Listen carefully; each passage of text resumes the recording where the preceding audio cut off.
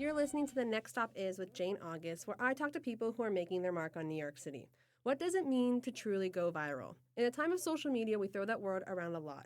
Is it a certain number of views that a video needs to hit? Or is it the famous people who catch on? There are so many and so few ways to define what that means. But no one can argue that last year, Charli XCX's album, Brat, was a viral moment and a viral movement. Brat Summer took over our lives in a way that no one expected. It's said that Charli and her team had a very well thought out marketing plan for the album cycle, but I doubt they expected a viral TikTok dance to be a part of it. Last summer, near the beginning of Brat Summer, actor and content creator Kelley Heyer created a dance for the non-single Apple.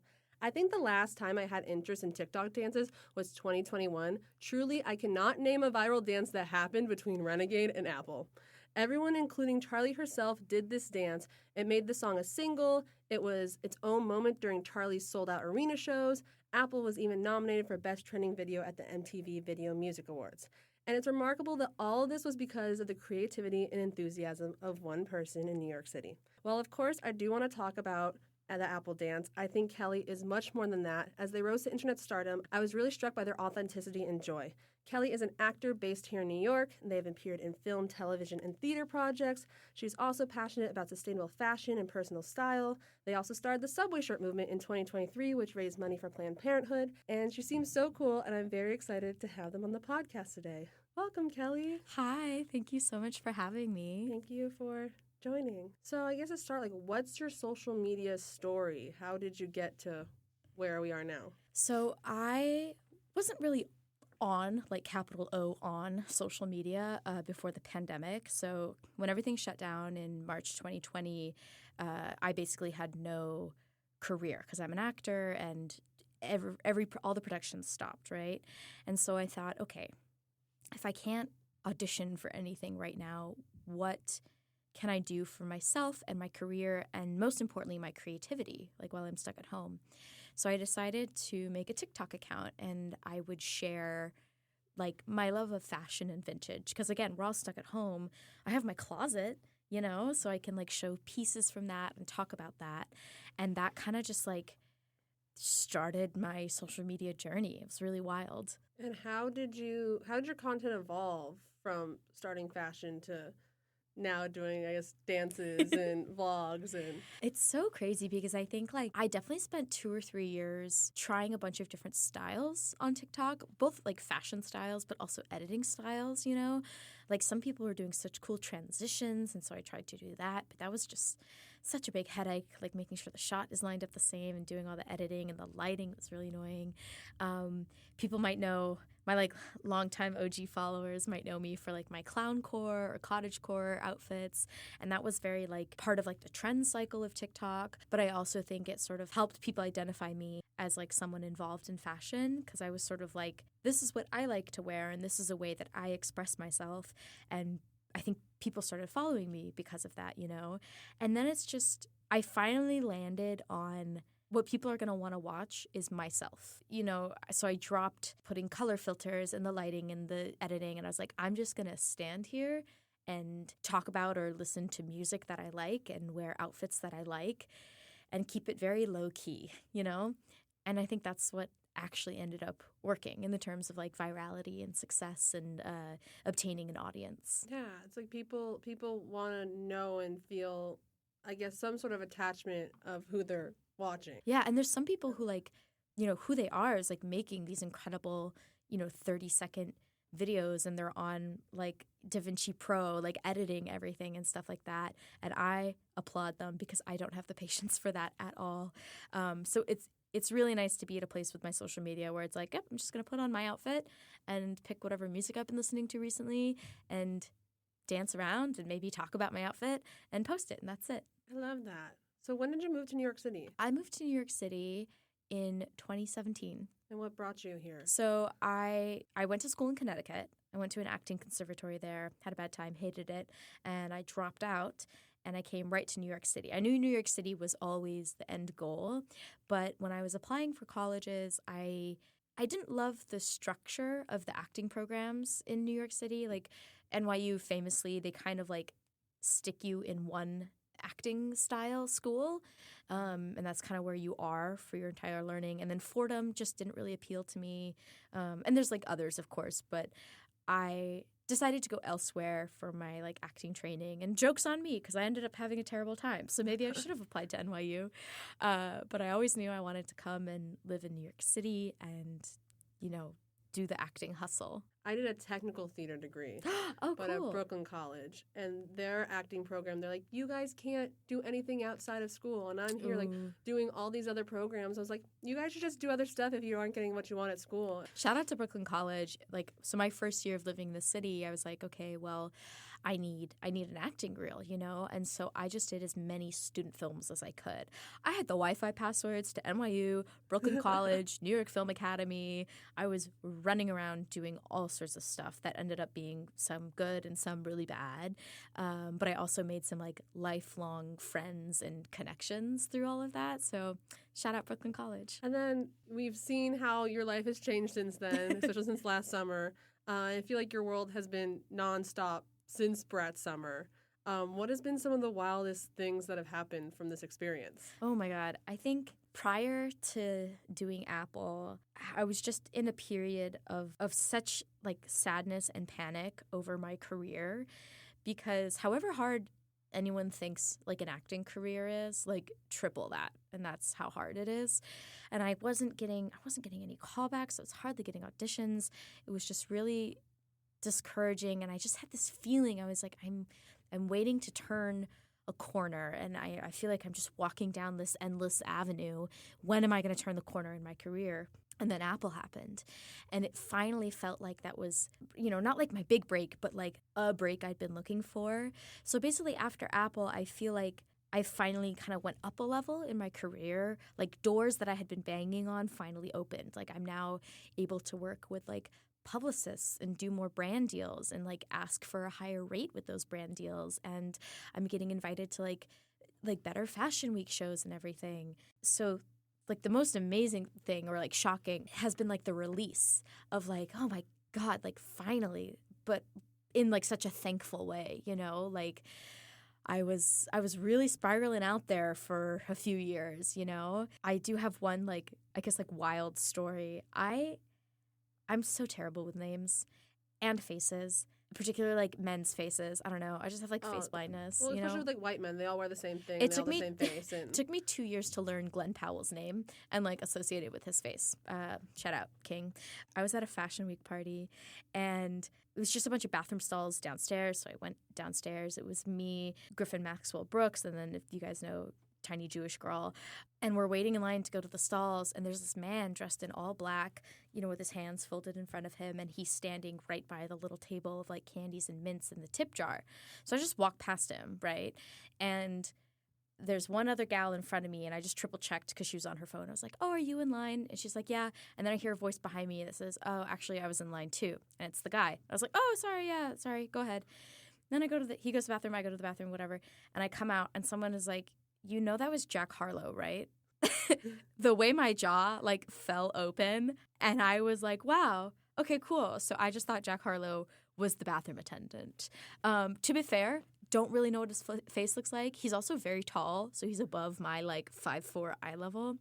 But that was just like a real like, wow, look at where I am moment. A Fashion Week party, not recognizing Jack Harlow. Incredible. you can't wear all black like semi-formal wear when you're at an event where all the caterers and everyone working is wearing all black semi-formal wear. Oh my God. You should know that by now. Oh my God. I felt like, not like terribly embarrassed, but I was just like, Kelley, you goob. Like, come on.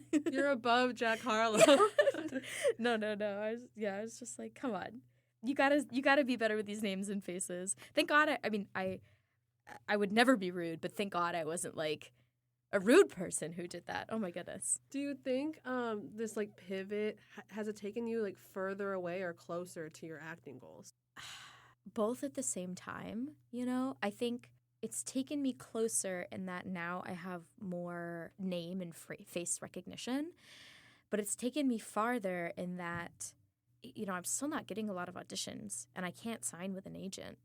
And that's because at this point in my career, I'm like, I would just love regular good auditions and a callback. Like, I'm not even like, I should be a series regular. Like, truly, no. I'm just like, an acting career is a marathon, not a sprint. And so the lesson I've also learned from all of this is people will always want what you are not.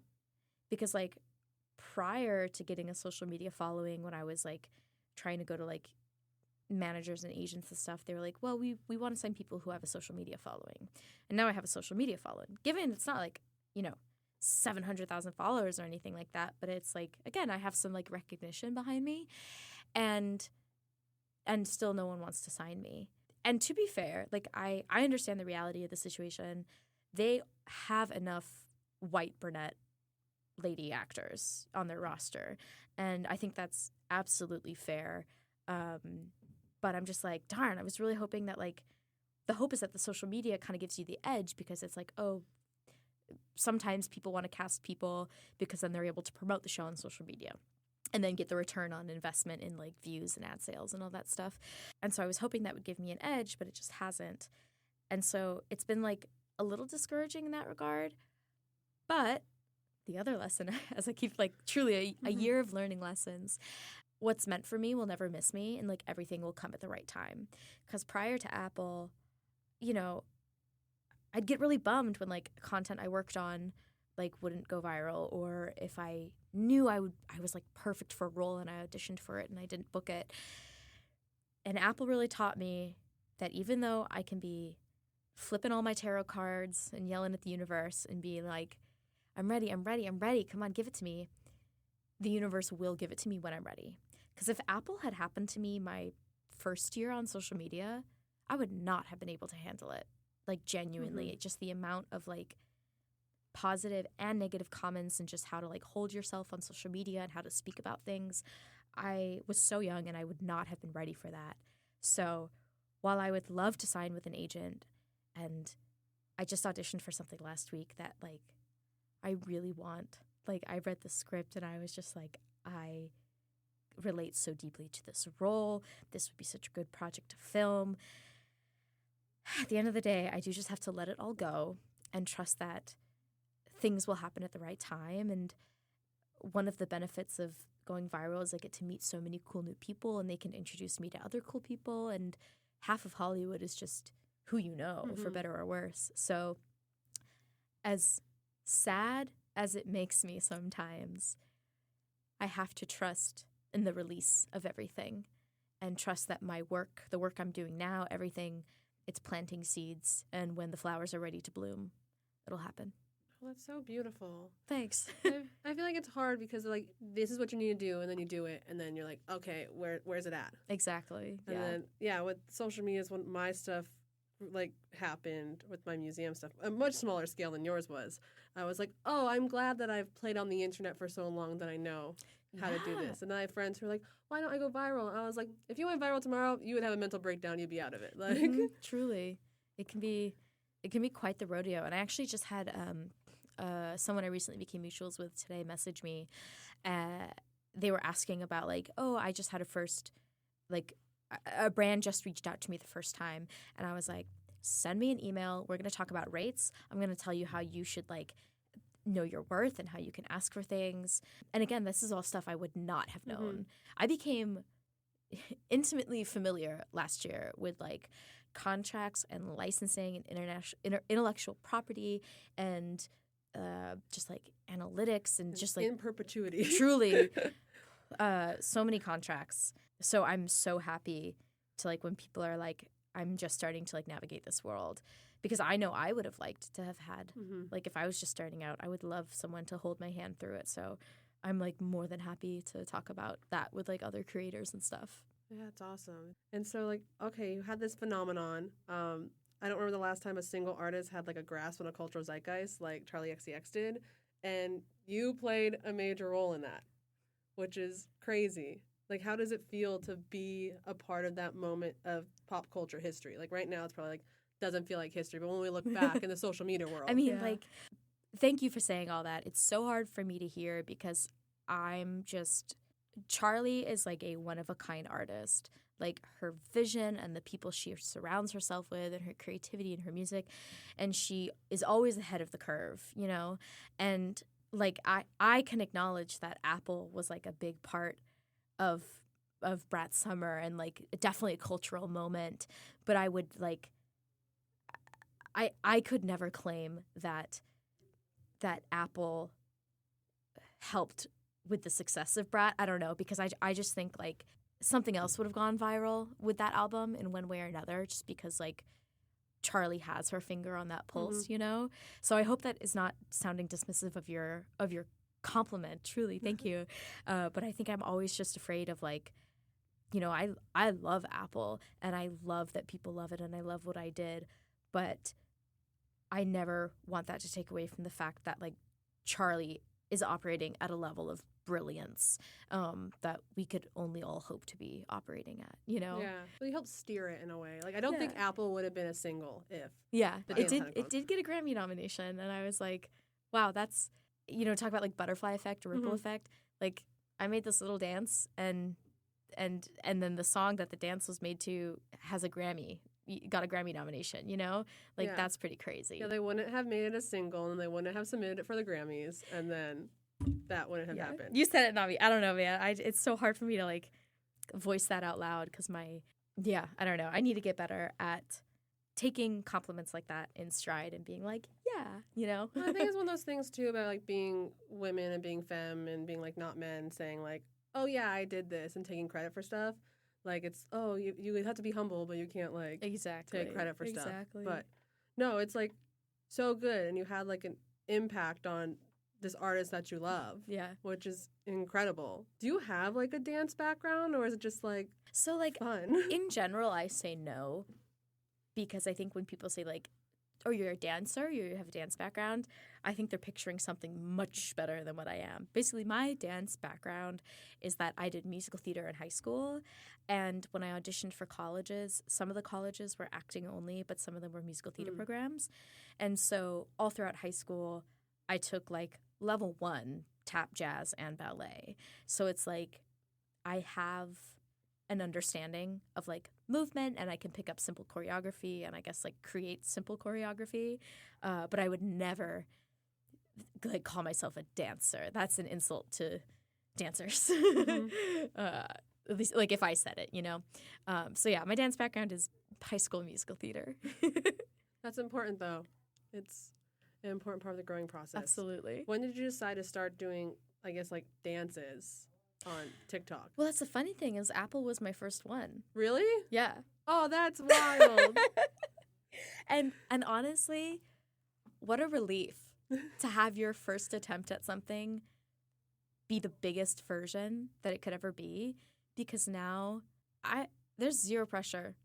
Like, I think some people, assume there is pressure to, like, create another one, but I acknowledge that, like, the forces that be will never come together in such a way to create an Apple moment for me ever again, and I'm so okay with that. So it's like, if I want to make another dance, it's just because I want to, and it's just because it's, like, fun, you know?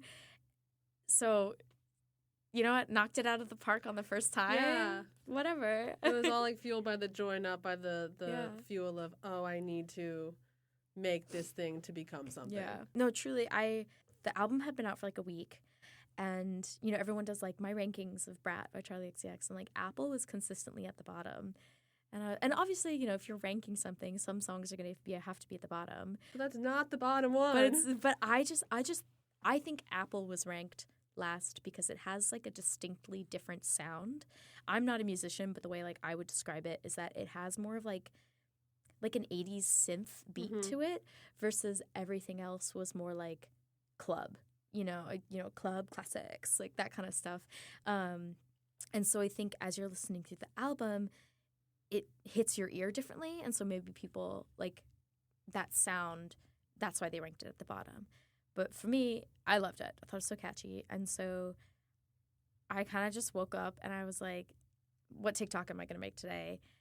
Wouldn't it be so funny if I made a TikTok dance for, like, you know, the 10 gay people in my phone, as they say? Because at this point, I only had, like, 150,000 followers.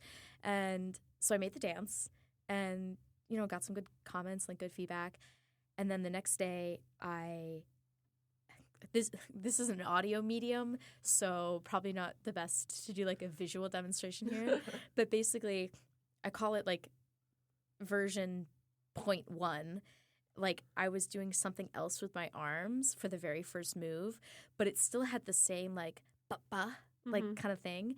And so on day 2, I changed the first move, but the rest of the dance was the same, but it became the dance that everyone knows. And I think a lot of people think that like the virality happened overnight, but I pretty much consistently posted the dance like every day, every other day for like 2 weeks, you know? And then I started, like I'd never been tagged and stuff. And I was like, why am I getting tags on TikTok? Like tag notifications.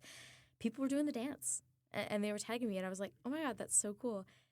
And then it exploded, you know? And throughout the entire summer, every time I thought, well, you know, that's the viral arc and like now it's done, it would keep going. And that was just like, I was just riding such an incredible high all summer. It was really wonderful. Remember it was when the Twisters casted?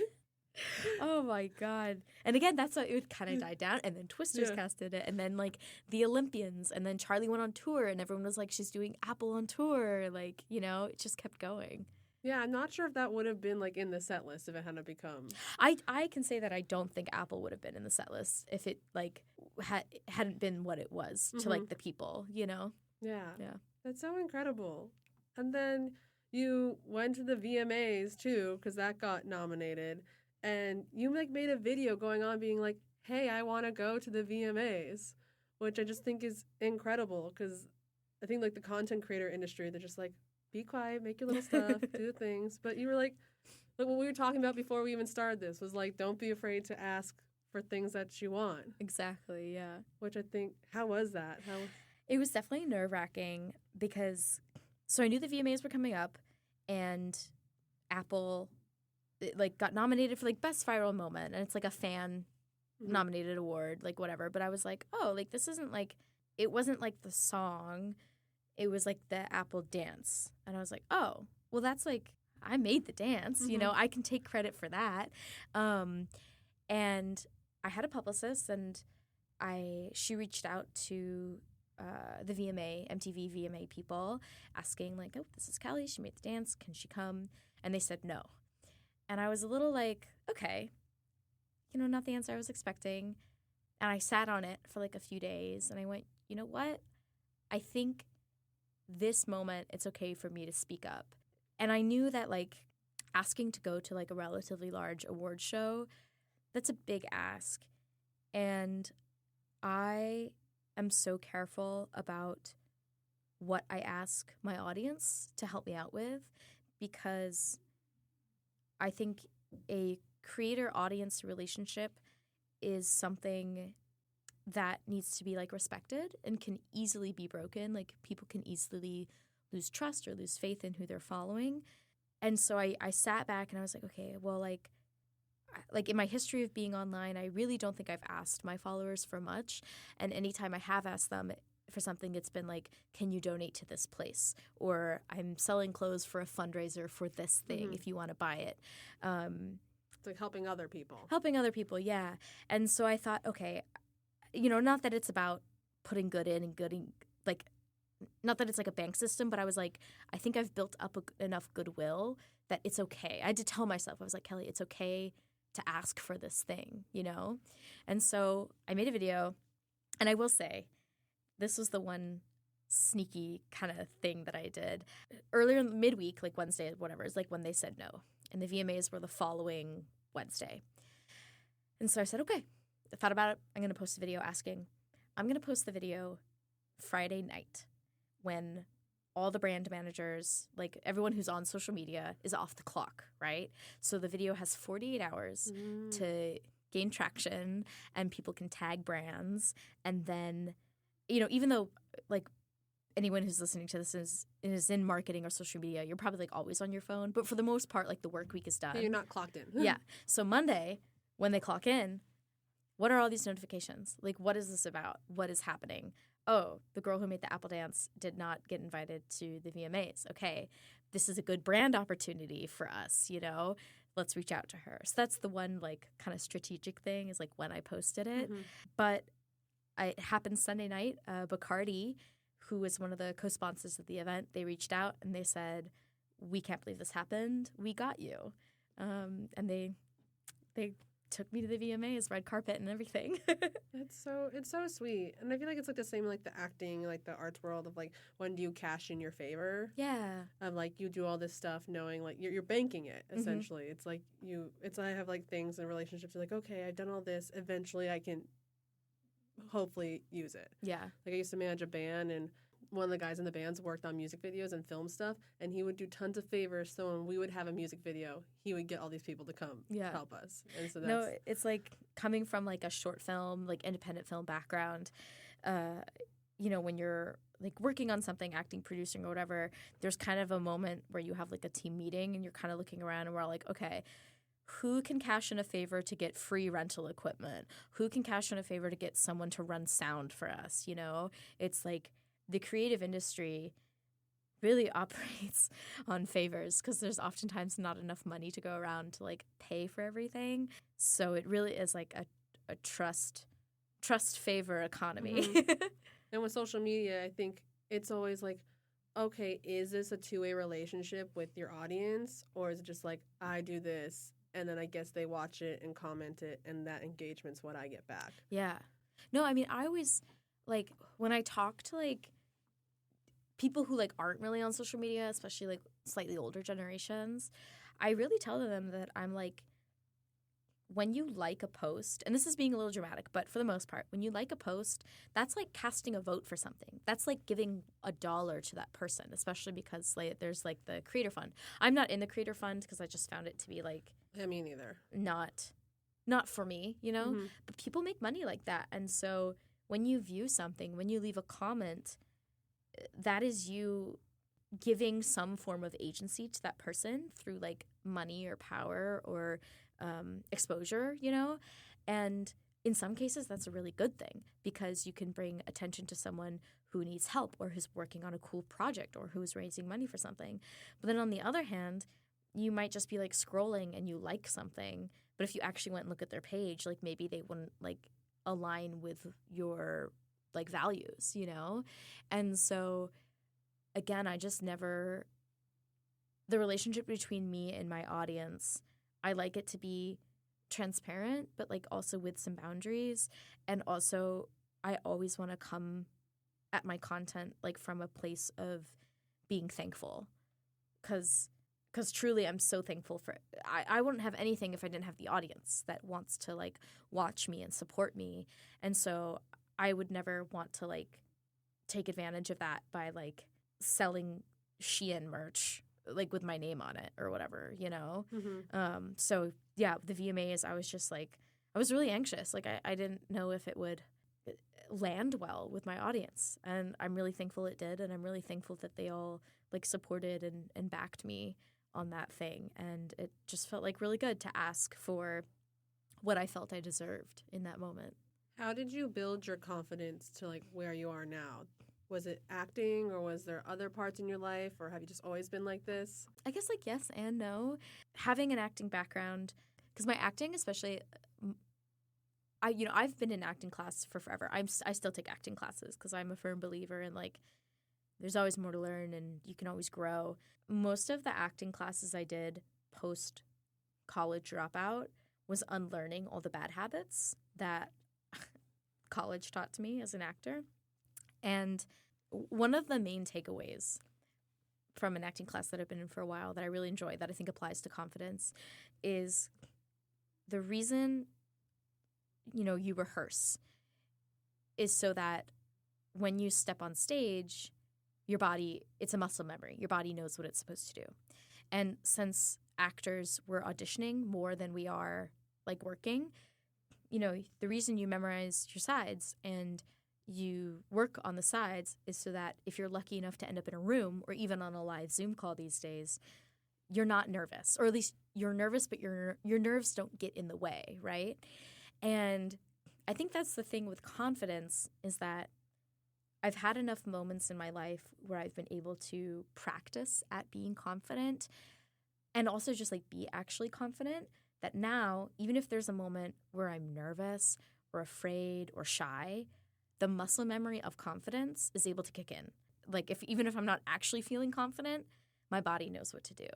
Like even the VMA's red carpet, right before right before I stepped out onto it, I was shaking. This was my first carpet. It's a big carpet. The press line was crazy. But I was like, focus on your breath, breathe into your diaphragm.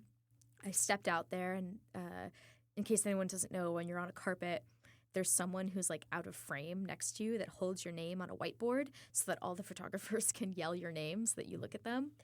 So I step onto the carpet, and all of a sudden it's flashing and there's bright lights and people are yelling my name. And I was like, okay, muscle memory, let's kick in. I've done photo shoots before. I know how to take photos. I've been in high pressure environments before.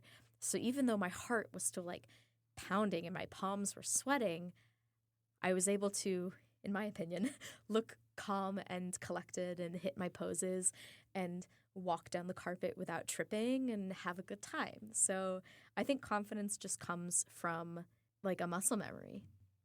That's so interesting, that whole like thought process.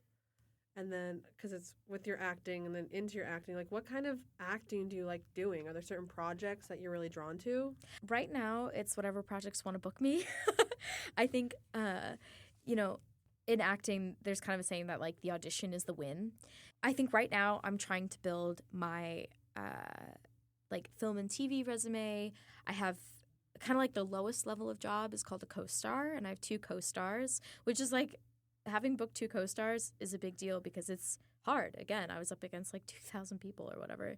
But like dream projects, I'd love to do an indie film, which is the thing I auditioned for last week. And I'm like, in the terms of like dream projects down the line or whatever, I would love to do any kind of like period or fantasy piece. That just comes from my love of like, Dungeons and Dragons and Lord of the Rings and stuff like that. But I'm like, maybe put me in a corset and a crown and like put me on a hill and let me say some stuff in Elven, I'd love to do that. Like the Wheel of Time cast, I'm so jealous of them. That seems like such a crazy project to film. And then I also would love to do like some sort of big action thing, like a John Wick. Okay. But all of this comes from the fact that I love learning things. And I think part of the appeal as a kid, as an actor, especially for like film and TV, is oftentimes for some projects, you have to learn new skills. You have to learn to ride a horse, to shoot a bow and arrow, to do like taekwondo or whatever, and learning multiple skills like over the course of a year. It just sounds so exciting to me. And it's like, that's part of the job. It's like, okay, I got to do this like stunt. I want my body to be prepared and ready. I want to learn this thing. I want to learn it properly, and I want to execute it like the day we're filming so that everything goes smoothly, But right now, anything that books, anything I can book, I'll take. So you're more towards like film, TV than theater? Or? My background will always be theater. Kind of like for theater actors like myself, the goal is to do film and television so that you can do theater. Because so often, theater's expensive. Producers often don't get a return on it. And so they want a name to like headline their show. And so I'm like, well, if I can like book some decent credits in film and TV, it'll be easier for me to like book, a show at Playwrights Horizons or whatever. Because like Playwrights Horizons, New York Theater Workshop, those would be amazing to book. But it's an interesting, like not to go off on a little tangent, I kind of think it's an interesting recession indicator, as we're all kind of talking about right now, that there are so many film and TV actors on Broadway right now because there is no film and TV work. Like it is so dry right now. Obviously, some things are filming and casting, but the industry hasn't quite recovered from the pandemic and from the strikes. And I'm a full supporter of the strikes. I was out there on the picket line as well. But like studios and executives don't want to take a risk on anything right now. And so there's a lot of actors out of work. And so that's why all these like big names are available and are doing Broadway plays. Yeah, why is George Clooney and Denzel Washington like have a gap in their schedule? Come on. Oh, truly, right? But it's just like big celebrity names. So it's like, I don't think they'd be doing theater right now if things weren't so slow in the film industry. But I can't wait until I get to do a play at Circle in the Square or Shakespeare in the Park in the summer. Like, what an iconic New York institution. And to be able to like be a part of that would be just so legendary. Yeah. Okay. Well, we'll send theater people listen to this. We do Please. lots of theater stuff on this podcast, so maybe they'll hear. So, was acting always like the dream, or is it one of many dreams? I think it's always been the dream, but high school and college does such a bad job of teaching young actors about like the industry, like capital I industry, that I'm also now working in the industry is the dream. And part of that is acting. And I love acting. There's just nothing like the high of when you like sort of hit this transcendent place. This is like so kooky and weird, but there's kind of a point where all of a sudden when you're acting, you're doing two things at once. I'm acting with my scene partner and there's cameras near me and I'm saying these lines, but also I'm kind of having an out-of-body experience because I'm like feeling things as the character, and I'm acting, and I'm a person with another person in this real scenario, even though it's not. And I think that's just the most wonderful thing. And I love acting. But now that I've gotten to know the industry more, I'm like, I want like all of it, you know? I'd love to produce things one day. I'm not a very good writer, but I think it'd be really cool to like way down the line direct. And then kind of involved in the creative industry, like I like enjoy doing press, you know? And so I want to go promote projects, and I want to be able to like use my voice and like position to uplift other people and like other organizations, like everything that is involved in this capital I industry. That's the dream. That's what I want my future to be, you know? So then also you're doing content, and then you're also now moving more into the fashion world, which I think it's something that's always been a part of your life, right? Yeah, I've always loved fashion. And I think part of the issue with TikTok is that sometimes people like do one thing and then it's like, okay, now you got to like monetize it and make it a niche and recreate success. But like fashion has always been such a part of my life. I have so many memories in high school of like thrifting the weirdest things from Goodwill or like wearing heels to school. Like I got so many. It was like these like cork textured heels with like neon on top. I don't know. It was crazy. It was like from Macy's, and my mom bought them for me. But just like, I love how fashion holds memory.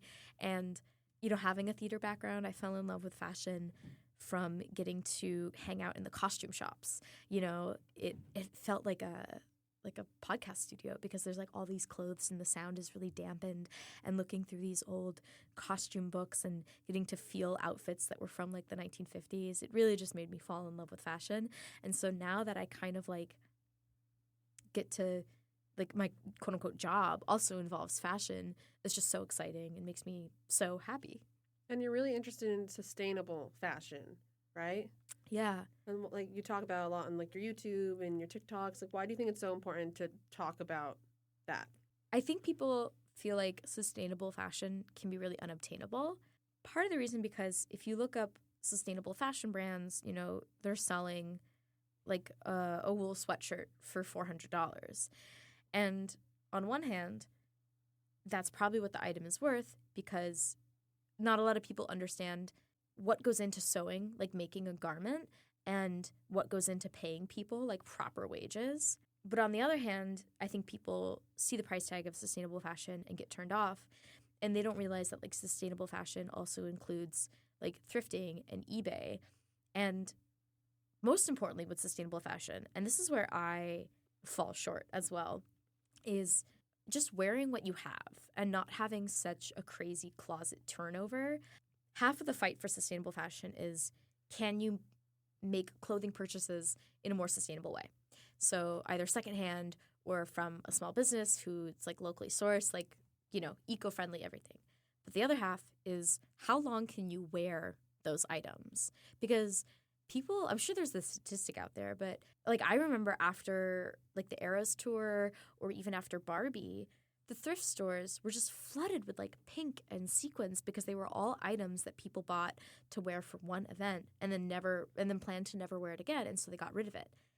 That is like, that's the terrible thing. So if people could just wear what they have for longer, then they would already be consuming less. Because I think, you know, we live in such a capitalist society that the mindset is like, okay, well, you're going to consume stuff, so consume it in the right way, which yes, but also like what if we stop consuming and just use what we have, you know? So yeah, I like to just encourage that. And again, I'm a hypocrite. Like, I'm not perfect. I definitely do closet clean outs, and there's some stuff that's maybe only 2 years old, and I'm like, God dang it, Kelley. Like, you bought this. Okay, why did you buy it? What were you actually going to wear it for?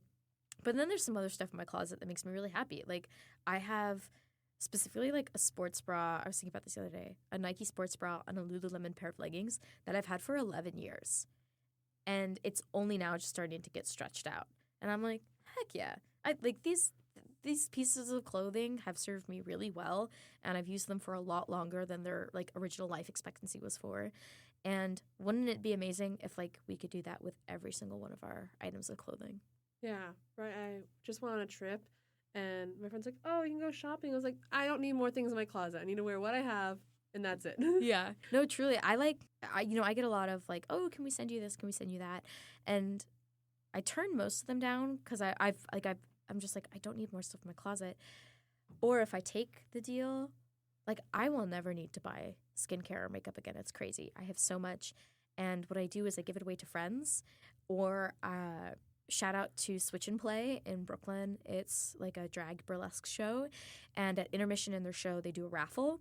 And so I've been giving all my stuff to them to use as raffle prizes. Oh, that's so cool. Because it's like, you know, unopened, various like fancy beauty brands that I'm like, you guys, please like raise money, take this stuff, use it for the raffle. So I'll take brand deals to just give it away.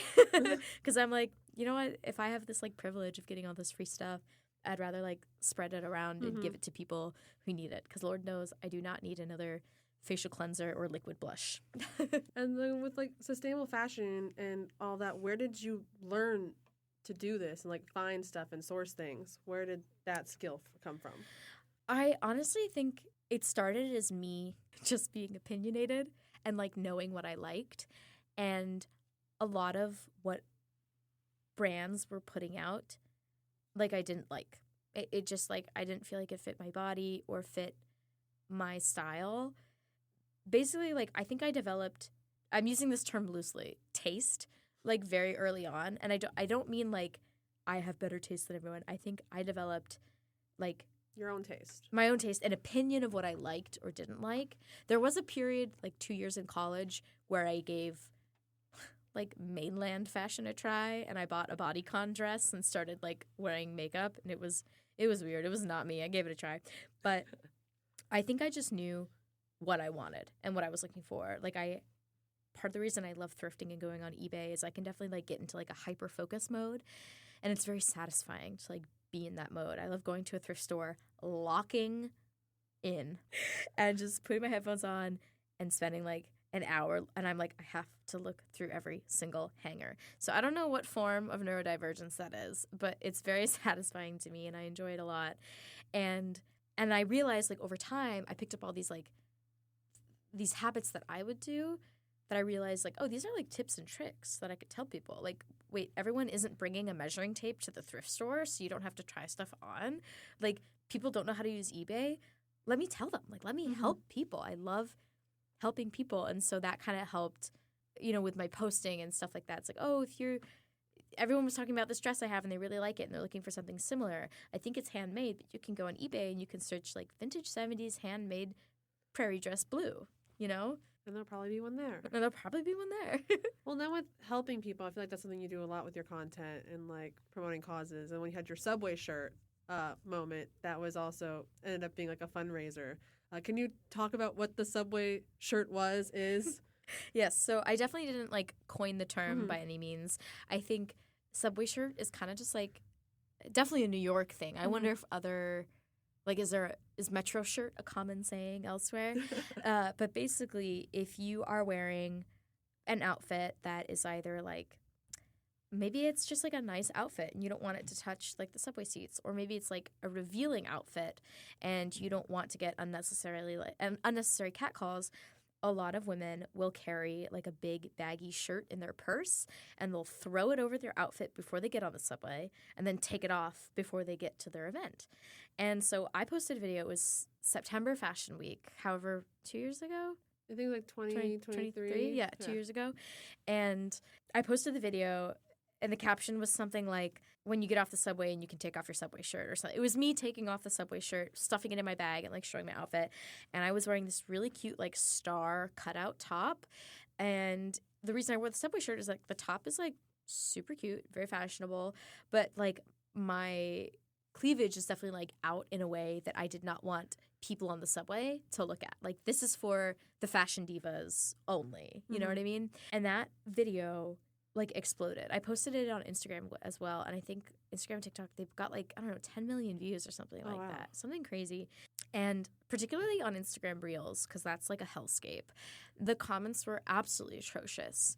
I had never encountered such intense comments from men before, because every now and then I'd get like a weird DM or a weird comment that's like, show me your feet or like, you're ugly, butterface, like whatever, you know.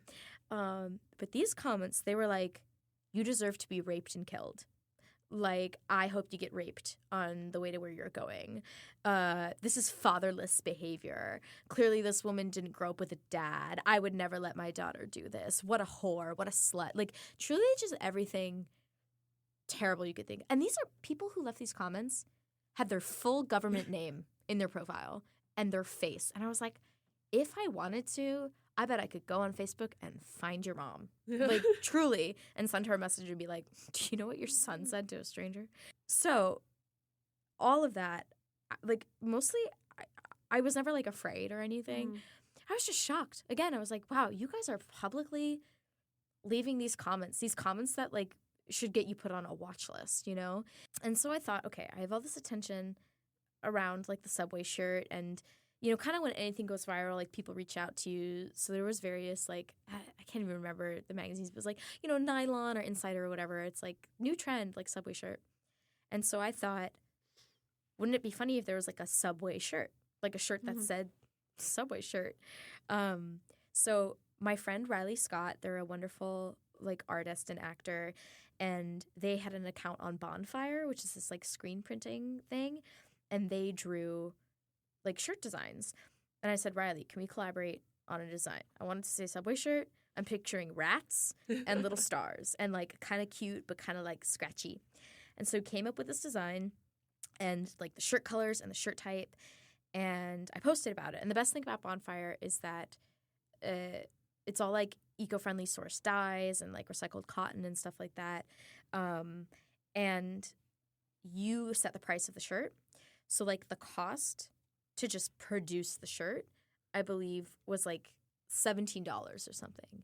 But I made the price $27, and that $10 of profit I donated. And again, the way Bonfire set up, the money goes directly to the donation. So there's I didn't have to do any like, you know, middle party calculation. Also like for tax reasons, like I wasn't earning that money, you know, it would just directly go there. So I thought, well, if men are telling me that like I should be raped and killed, I'd love to donate the money to something that like supports women.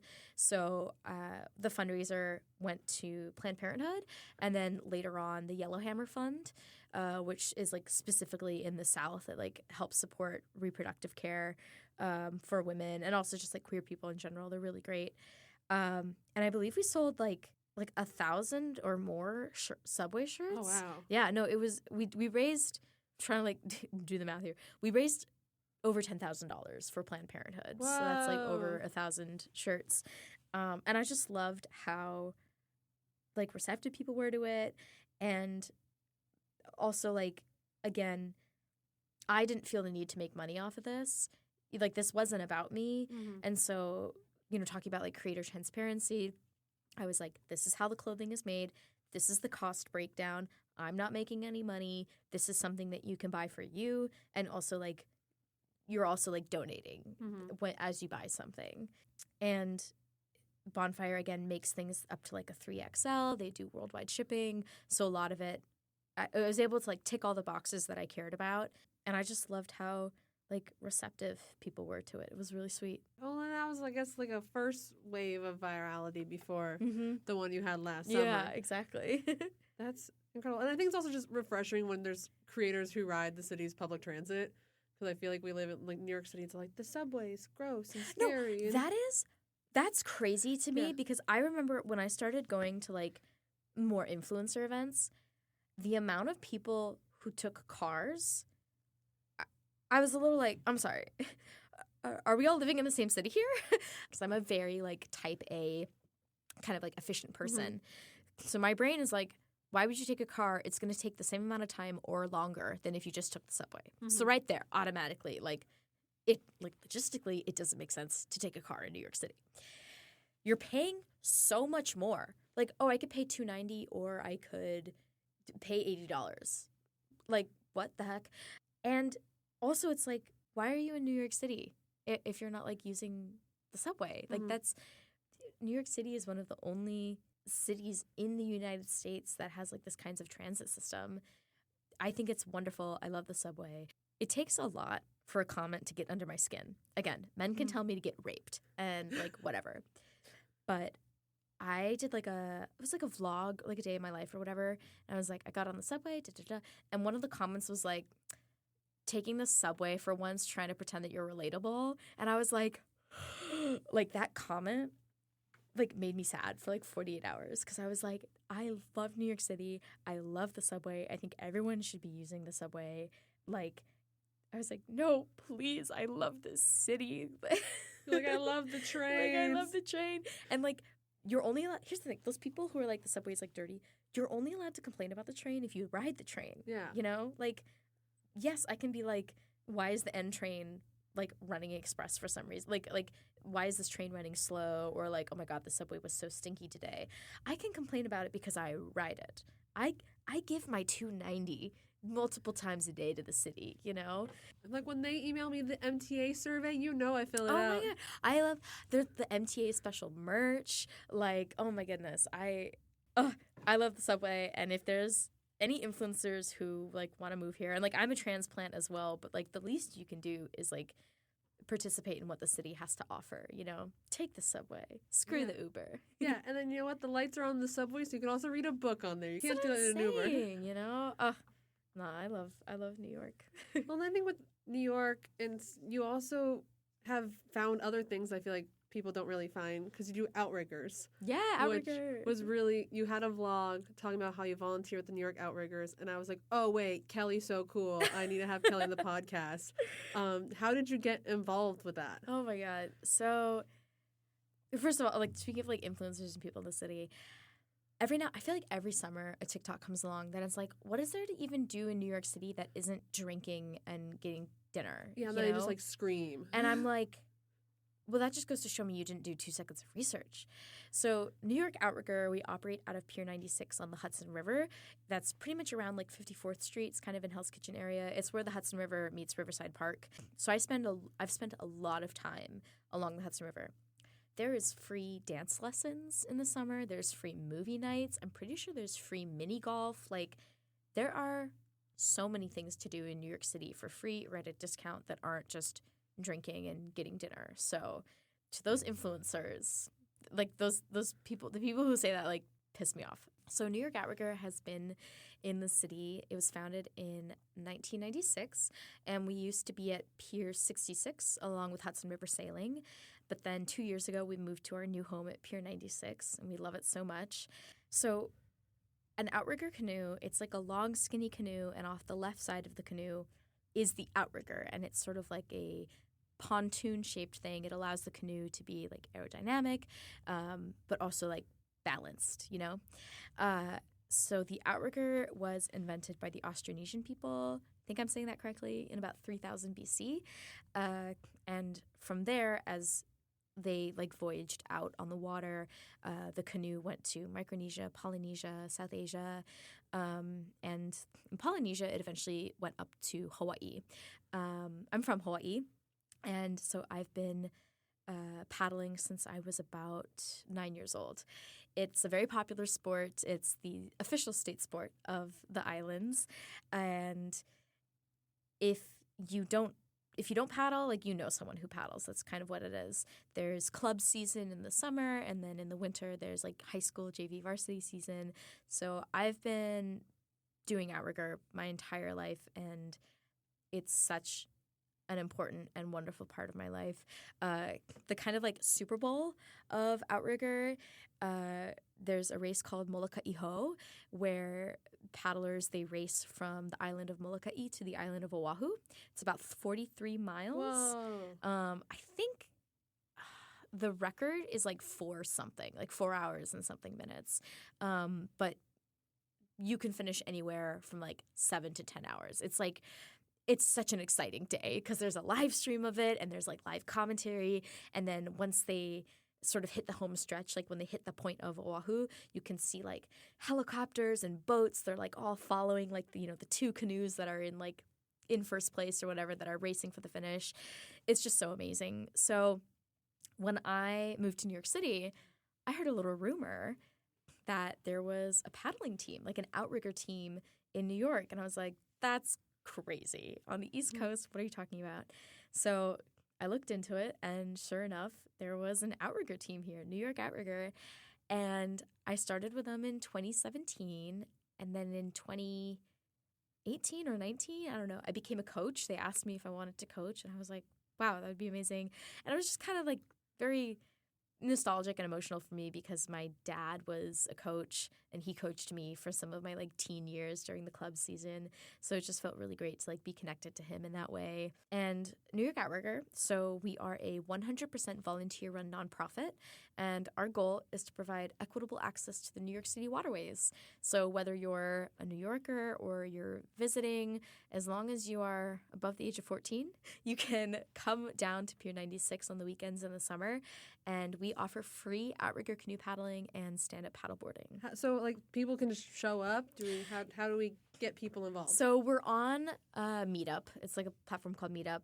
You can look up New York Outrigger Novice Sessions, and basically what you do is you sign up, and we take walk-ins, but signing up is helpful because it gives us an idea of how many people might be attending, and also in case we have to cancel because of like we don't paddle in thunder and lightning, so like summer thunderstorms, like whatever, if we have to cancel, then you're able to get a notification, because I would hate for someone to like come all the way out to Pier 96 and then like find it to be closed.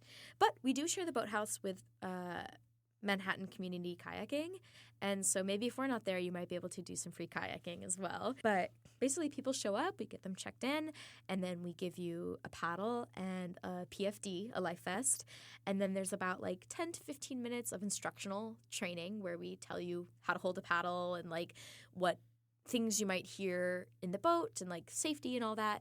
And then we take you on the water, and Pier 96 is this like beautiful embayment in the Hudson, and we like do some laps around there. You can sometimes see the Statue of Liberty. You can see the Empire State Building, like all of Midtown. It's just like such a beautiful way to see the city and such a unique way to see the city. And I encourage people to like make a full day out of it. Like come to us, and then you can walk up Riverside Park, and there's like a little like snack shack cafe. You can get a burger and fries or a drink, or you can walk down and go to a restaurant there, and then you can keep walking and just see like all the beautiful sights. You could take the ferry somewhere. Like I just think it's part of like a perfect summer day. Hopefully people will catch on and decide to go do that. Oh my God, no, please come down. And like part of our mission is to educate people about the Hudson River. The Hudson River gets such a bad rap, and I love her so much. So the Hudson River is an estuary, which means it's like half fresh water and half salt water.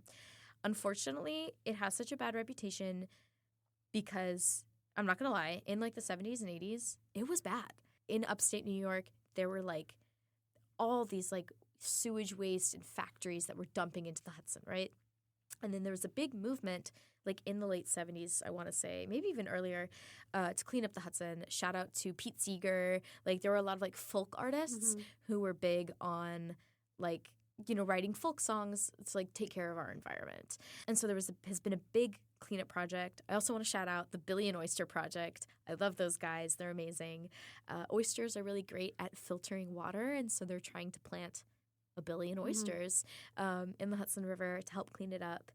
So unfortunately, when people are walking along the Hudson, you see the trash because the trash washes up along the shore, right? So you see like sticks and a dead fish and like cups and stuff, and it's really nasty. And that's all like mostly human dumping.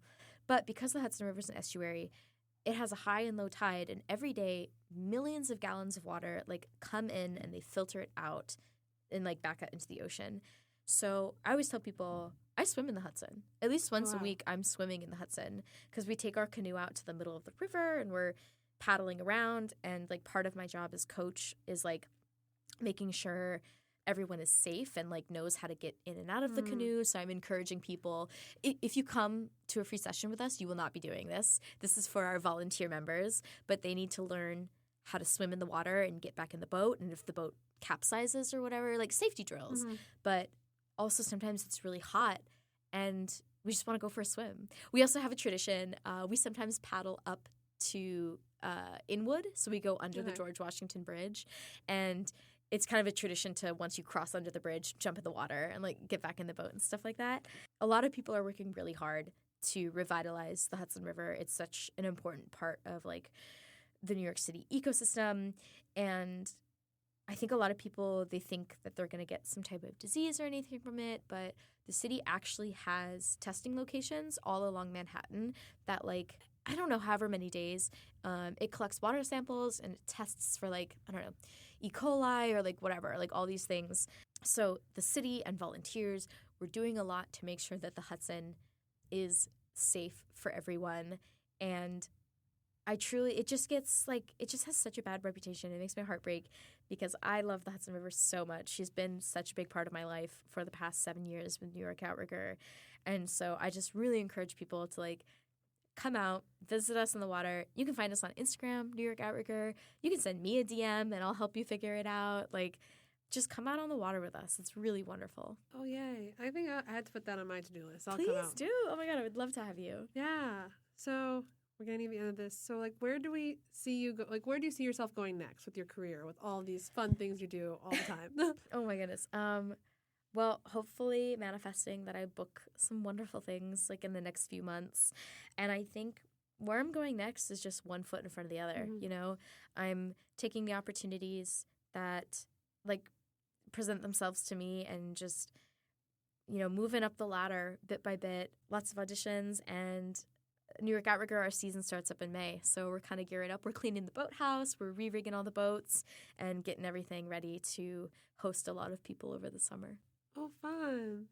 And so the last question I've been asking my guests is, what's been bringing you joy lately? Oh, what's been bringing me joy? These are the types of questions that stress me out the most because I'm like, I'm going to be walking and be like, why didn't I say this other thing that's been bringing me so much joy? TV. Oddly enough, I just think the past, like, 2 months has been some really great TV in that Severance and White Lotus and The Pit. I am in love with The Pit. If you aren't watching The Pit, you should be watching it. Okay, I'll go watch The Pit. It's a great show.